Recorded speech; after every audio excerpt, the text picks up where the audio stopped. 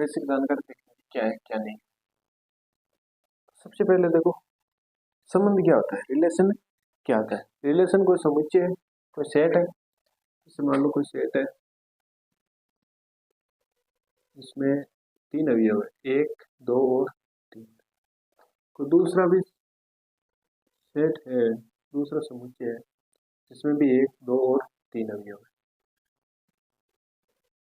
ये दोनों सेम है, सेम है मतलब कोई फलन ए है, ये भी फलन ए है। ए में कोई संबंध आर है, कोई भी संबंध आर है या नहीं। अब इस संबंध आर जैसे कोई सा भी हो सकता है। मान लो आर संबंध है, वो क्या है, तो एक का एक के संबंध के साथ संबंध है, फिर 2 का 2 के साथ संबंध है, फिर 3 का 3 के साथ संबंध है, फिर 1 का मान लो 2 के साथ संबंध है, और 2 का 3 के साथ संबंध, ऐसे। ठीक है, ये कोई संबंध है। जैसे मान लो ये 1 का 1 से संबंध है, 2 का 2 से संबंध है, 3 का 3 से संबंध है, या 1 का 2 से संबंध है, 2 का 3 के साथ संबंध। ठीक है, तो पहले तो ये देख लेते हैं कि संबंध के प्रकार कितने होते हैं। संबंधों के 4 प्रकार होते हैं। कितने प्रकार होते हैं? 4 प्रकार होते हैं। 4 प्रकार कौन कौन से? एक तो होता है समतुल्य संबंध, एक होता है सममित संबंध, एक होता है संक्रामक संबंध, और एक होता है तुल्यता संबंध। सबसे पहले ध्यान दो कि भाई समतुल्य संबंध क्या होता है। समतुल्य संबंध किसे कहते हैं या क्या होता है? तो समतुल्य संबंध में ध्यान देना आपको, क्या ऐसा संबंध जो खुद से खुद में ही हो। पहली बात तो भाई जो संबंध है वो ए में ए से ही परिभाषित रहेगा, जो संबंध रहेगा वो ए से ए में ही परिभाषित रहेगा। अब अगर ये जो संबंध है ये समतुल्य संबंध है या नहीं, उसका कैसे पता चलेगा वो देखो। यदि इसमें सिस्टम क्या होता है कि देखो ए कोमा ए, ए कोमा ए, अगर खुद का खुद से संबंध है A comma A belongs to R, यानी ये जो संबंध है वो इस संबंध को परिभाषित कर रहा है। फॉर आर को ए बिलोंग्स टू ए, तो ए अवयव लिया है, ये किसमें है?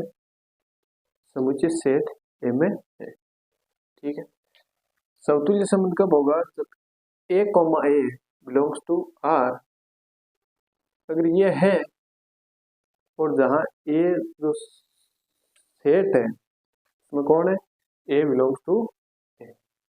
अब अगर सममित संबंध देखना है, सममित संबंध कब होगा? जब अगर मान लो ए का संबंध है, ए का संबंध बी से, यानी A comma B belongs to R, यदि A comma B belongs to R, ये अगर संबंध है तो क्या होगा? तो इसका उल्टा B comma A B belongs to R में होना चाहिए। अगर ये संबंध है तो इसके उल्टा होना चाहिए। जैसे ए कोमा बी है तो बी कोमा ए भी संबंध होना चाहिए। अब जैसे संक्रामक संबंध है वो क्या है? देखो संक्रामक संबंध क्या कहता है? संक्रामक संबंध कहता है कि भाई यदि A comma B belongs to R, यानी कोई संबंध है ए से बी में, वो बिलोंग्स करे आर में, और क्या, और बी कोमा सी भी belongs to R, B comma C भी बिलोंग्स टू आर, ये कंडीशन है तो होना चाहिए क्या?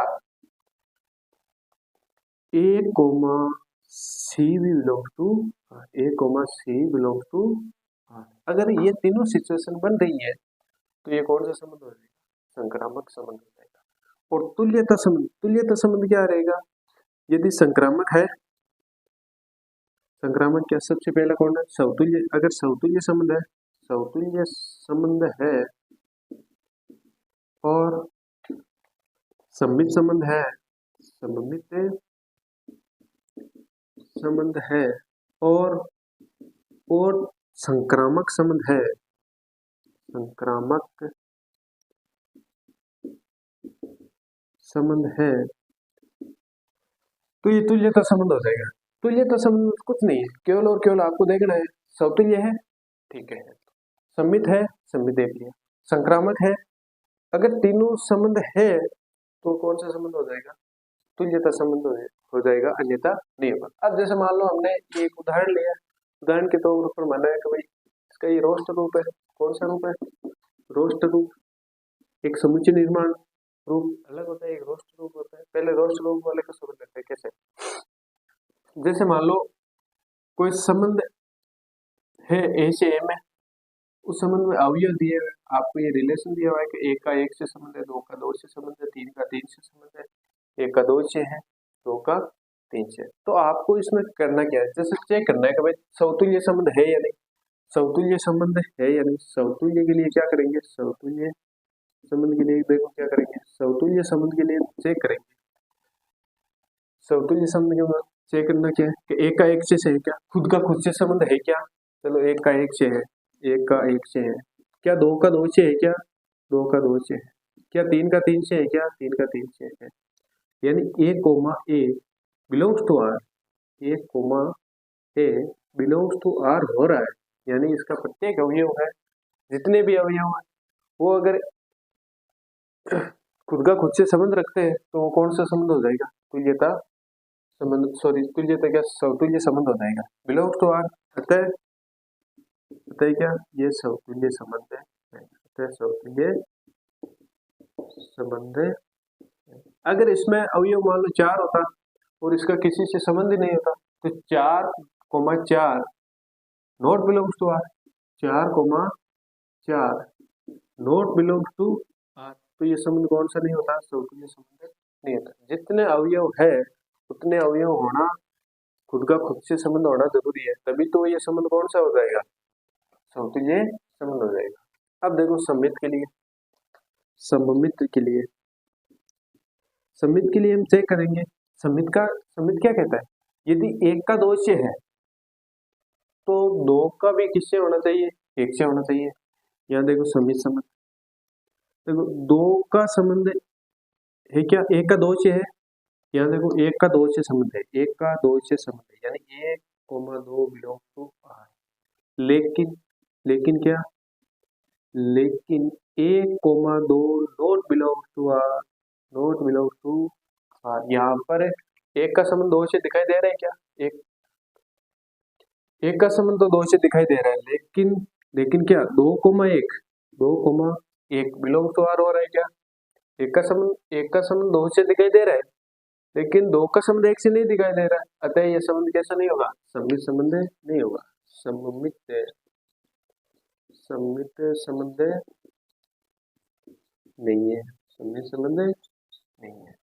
अब समतुल्य के लिए चेक करते हैं, समतुल्य के लिए संबंध चेक करते हैं। देखो समतुल्य के लिए कंडीशन क्या है, यदि a, B belong to R और B, C belong to R, तो A, C belong to R होना चाहिए। कैसे, जैसे मान लो यहाँ पर ये तो पेड़ वाले हैं, सेम है, खुद का खुद से संबंध है, इसको तो एक बार देखना ही नहीं है।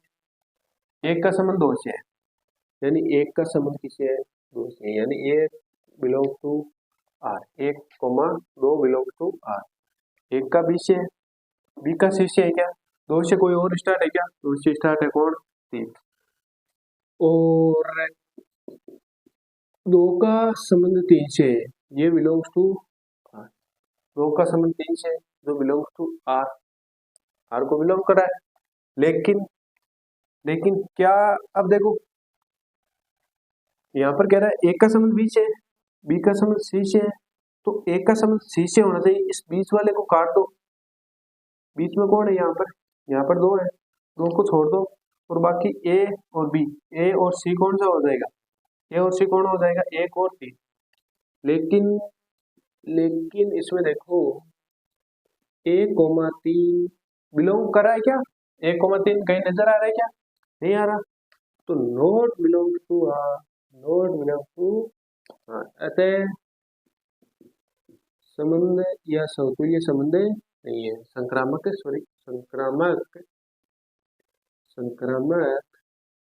संबंध नहीं है, संक्रामक संबंध नहीं है। रोस्ट रूप को तो आपको देखते ही पता चल जाएगा। कैसे चल जाएगा कि अगर खुद का खुद से संबंध है तो आप देख लेना कि भाई समतुल्य संबंध होगा, एक का एक से संबंध है, जितने भी अवयव होंगे उनका खुद से खुद का अगर संबंध है तो कौन हो जाएगा, समतुल्य संबंध हो जाएगा, अन्यथा नहीं होगा। देखा कि कोई समुच्चय, कोई सेट दिया हुआ है 1 2 3, सेट ए में अवयव है 1 और 2 3, सेट ए में कितने अवयव है, जैसे मान लो समुच्चय समुच्चय समुच्चय ए बराबर क्या दे रखा है 1 2 और 3, ये समुच्चय दे रखा है आपको, और वो उसका खुद से संबंध होगा, खुद का खुद से संबंध होगा, यानी एक का ऐसे ही कोई संबंध है, आर रिलेशन है। तो अब उसमें देख लो कि अगर 3 अवयव दिए हैं, तीनों का तीनों से संबंध है, एक का एक से है, 2 का 2 से है, 3 का 3 से है, तो ये कौन सा संबंध हो जाएगा, समतुल्य संबंध हो जाएगा।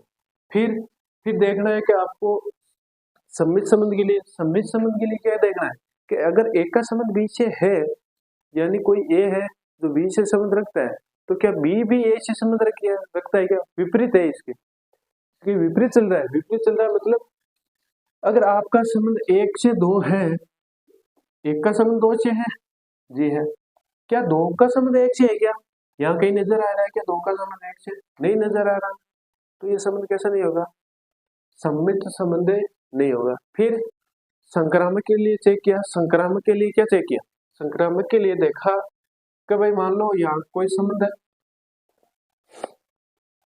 संक्रामक के लिए देखा कि भाई एक का संबंध 2 से है, एक का संबंध 2 से है, एक का संबंध बी से है, ठीक है, क्या 2 का संबंध किसी और से नजर आ रहा है कि हाँ 2 का संबंध 3 से नजर आ रहा है, 2 का संबंध 3 से नजर आ रहा है, यानी 2 का संबंध सी से नजर आ रहा है, ठीक है, बी का संबंध सी से, तो इस 2 को हटाओ, यहाँ से इस 2 को मान लो हटा दो, इसको अलग कर लो, क्या एक का संबंध 3 से नजर आ रहा है क्या इस सेट में, नहीं आ रहा, तो ये नॉट बिलोंग्स टू आर, अतः ये संबंध कैसा नहीं होगा, समतुल्य संबंध नहीं होगा। और संक्रामक अगर तीनों संबंध है तो ये तो संबंध हो जाएगा, अन्यथा नहीं होगा। जैसे मान लो कोई उदाहरण है आपको, ये रोस्ट रूप का उदाहरण, अब जैसे मैं कोई उदाहरण लेता हूँ समुच्चय निर्माण रूप का, किसका, समुच्चय निर्माण रूप का,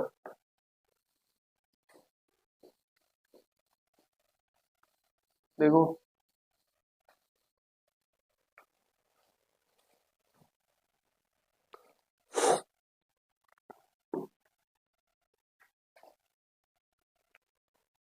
कोई उदाहरण है, मान लो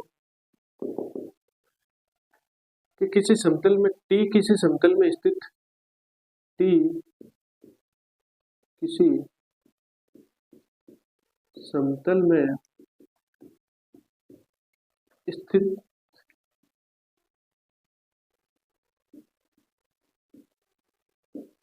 त्रिभुजों का समुच्चय जिसमें संबंध आर, जिसमें संबंध आर क्या है, देखो T1, T2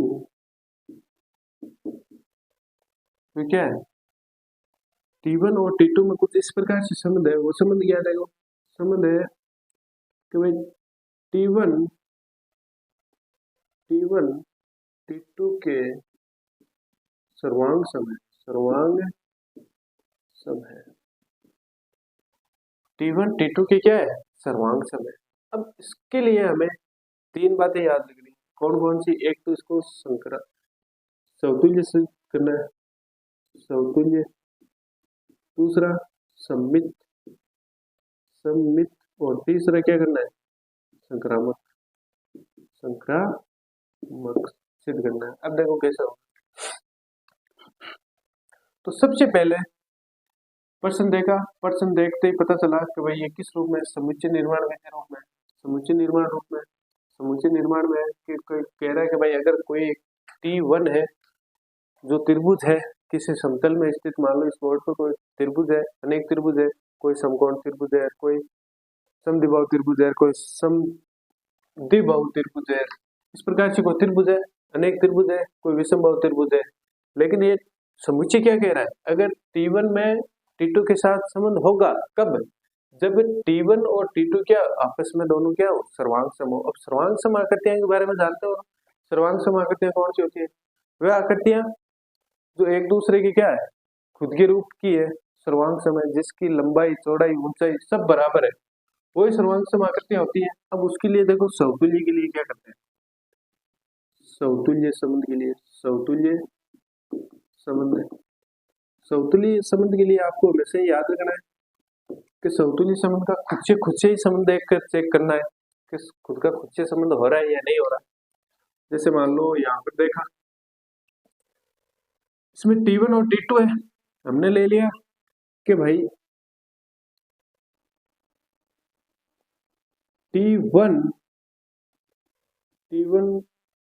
और T1 बिलोंग्स टू R। क्या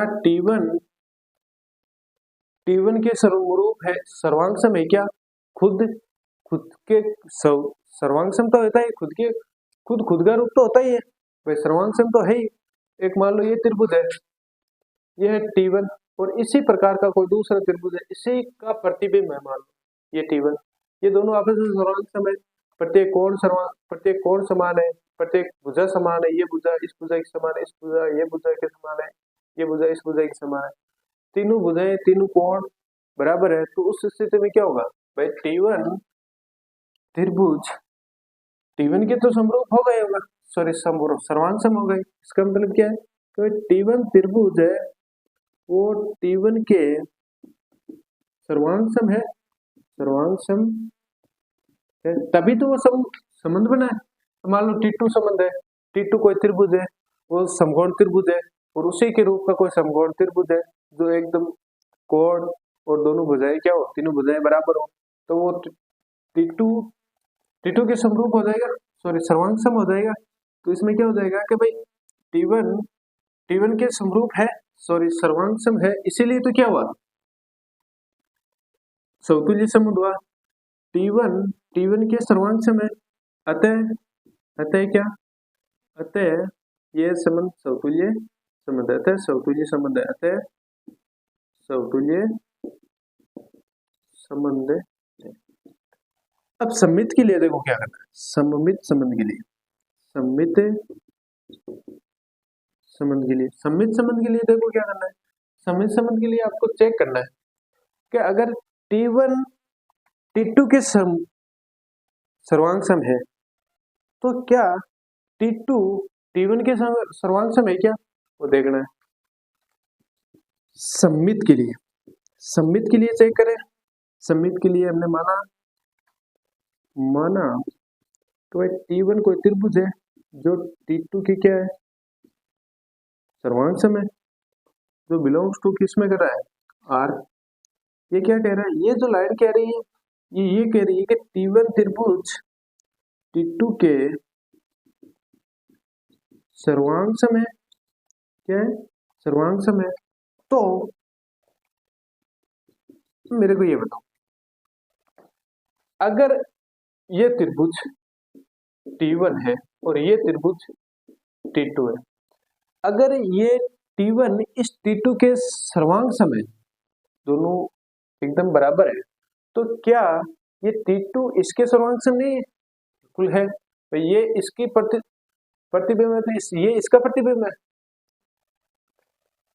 तो T2 भी T1 के क्या होगा, T2 भी T1 के, यानी T2 तो T2 T1 के भी सर्वांग सम होगा, के भी सर्वांग सम होगा, सर्वांग सम होगा या नहीं होगा। अतः सर्वांग सम है तो T2 T1 belongs to R। तो संबंध कैसा है, अतः संबंध सममित संबंध है, सममित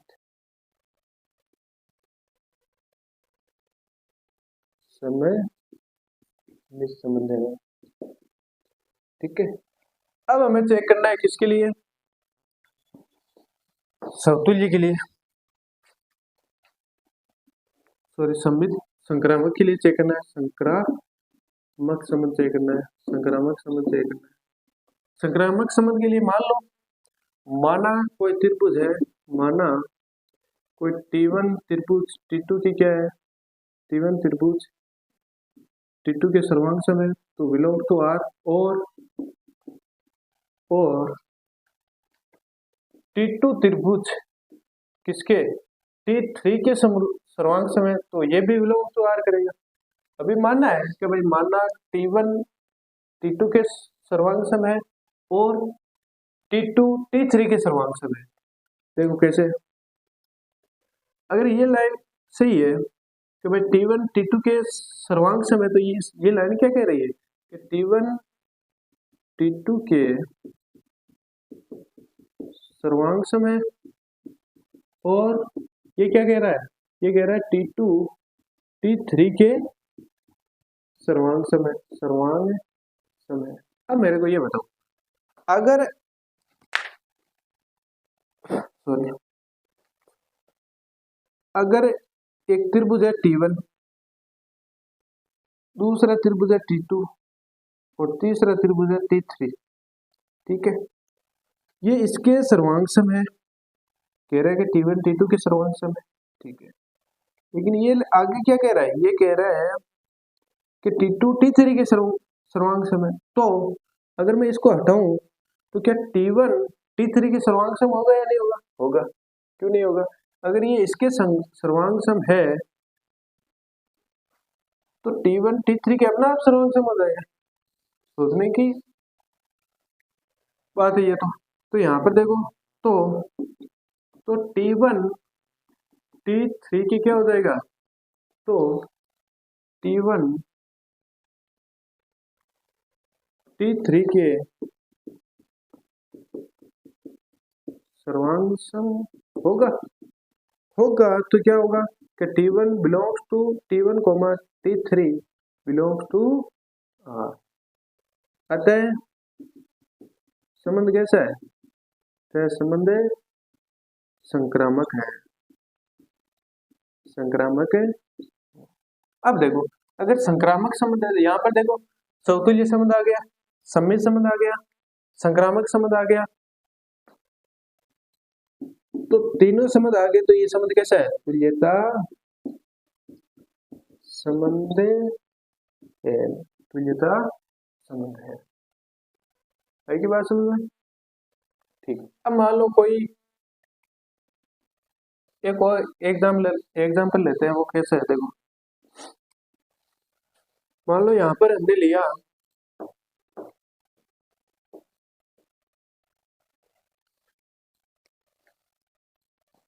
जैसे मान लो कि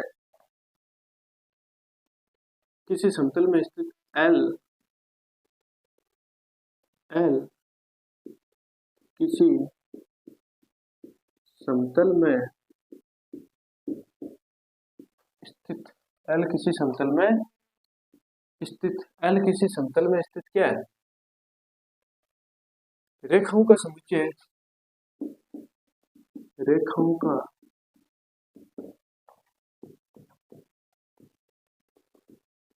समुच्चय है, और संबंध क्या है, संबंध R इस प्रकार है, L1 L2 कैसा संबंध है, L1 और L2 के बीच में कैसा संबंध है, L1 L2 पर लंब है, क्या है, L1 L2 पर लंब है। अब देखो लंब है या नहीं चेक करते हैं, तो सबसे पहले हमें समतुल्य संबंध तय करना होगा, समतुल्य संबंध तय करना होगा। समतुल्य संबंध के लिए ये देखना होगा कि रेखा खुद पर लंब है या नहीं। मान लो यहाँ पर हमने देखा कि रेखा L1 पर लंब होती है क्या, कोई रेखा है, मान लो ये L1 रेखा है, ठीक है, ये कोई L1 रेखा है, इस पर ये L1 रेखा है, इस पर भी L1 रेखा लंब है क्या, लंब है क्या, लंब नहीं है, ये तो इसकी क्या है, संपाती रेखा है। ये तो कौन सी रेखा हो गई, संपाती रेखा हो गई। तो लंब थोड़ी, लंब तो कैसी होती है, ऐसे 90 डिग्री कोण बनता है तब होती है। तो खुद खुद का खुद से लंब नहीं होता है। तो यहाँ पर L1 not belongs to R। क्यों, क्योंकि खुद का खुद पर लंब नहीं होता है। या हमें लिखना है तो ये रेखाएं कैसी होगी, ये रेखाएं संपाती रेखा होगी। अतः ये रेखा कौन सी होगी, संपाती रेखा होगी। कौन सी रेखा होगी, संपाती रेखा होगी। अतः क्या, कभी समतुल्य संबंध है नहीं, समतुल्य संबंध नहीं है। अब चेक किया, समतुल्य हो गया, सममित के लिए चेक करते हैं। सममित के लिए, सममित संबंध के लिए चेक करते हैं। सममित के लिए क्या करना होगा कि भाई माना L1 L2 पर लंब है, लंब मतलब बिलोंग्स टू R करता है। L1 L2 पर लंब हो सकती है। जैसे मान लो ये L1 रेखा है और ये कोई L2 रेखा है।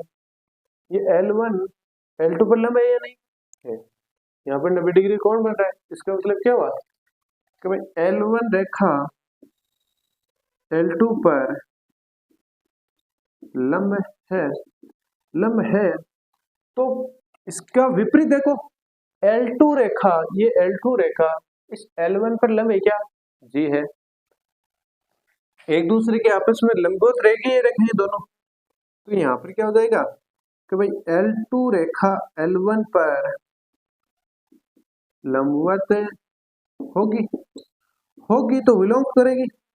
तो L2 belongs to L2 L1 belongs to R। अतः संबंध कैसा होगा, अतः संबंध कैसा होगा, सममित होगा, सममित होगा। अब जैसे मान लो चेक किया हमारे किसके लिए, संक्रामक के लिए। संक्रामक के लिए चेक करते हैं, संक्रामक संबंध, संक्रामक संबंध के लिए चेक करते हैं। संक्रामक के लिए पहले मान लो, माना L1 रेखा L2 पर लंब है जो बिलोंग कर रही है किसको, R को। और क्या, और L2 जो रेखा है L3 पर लंब है और जो बिलोंग कर रही है R को। देखो इसका मतलब क्या है कि L1 रेखा L2 पर क्या है, लंब है, लंब है। और ये जो क्या कह रहा है, ये कह रहा है कि L2 L3 पर लंब है। अब बताया था कि संक्रामक संबंध के लिए अगर A, B belongs to R और B, C belongs to R, तो बीच का अक्षर हटा दो, यानी B को हटा दो और A, C होना चाहिए, ये बिलोंग होना चाहिए। अब देखो यहाँ पर, यहाँ बीच का अक्षर कौन, L2 को हटाते हैं, L2 को हटाते हैं तो क्या L1 रेखा L3 पर लंब होगी क्या। जैसे देखो उदाहरण के लिए देखते हैं, ये L1, ये कोई रेखा L1, ये कोई रेखा L2, ठीक है। ये क्या कह रहा है, पहली बात क्या कह रहा है कि L1 L2 पर लंब है, L1 L2 पर लंब है, ठीक है। दूसरा क्या कह रहा है, L2 कोई रेखा है जो L3 पर लंब है।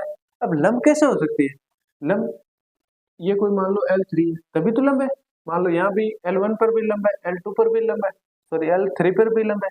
लेकिन क्या L1 L3 पर लंबवत होगी क्या, ये L1 इस L3 के लंबवत होगी क्या, लंबवत नहीं होगी। तो क्या होगी फिर, लंबवत नहीं होगी। ये रेखाएं आपस में क्या हो जाएगी, ये रेखाएं आपस में समांतर होगी। अतः L1 L3 पर लंब नहीं होगी तो क्या होगी, लंबवत नहीं होगी। तो यहाँ लिख सकते हो आप क्या होगी फिर, L1 L3 पर L3 के क्या होगी, समांतर होगी। क्या होगी, समांतर होगी। अतः अतः L1, L3 not belong to R।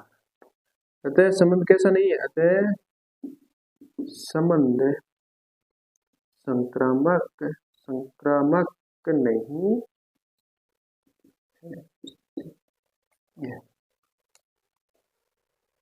ठीक है।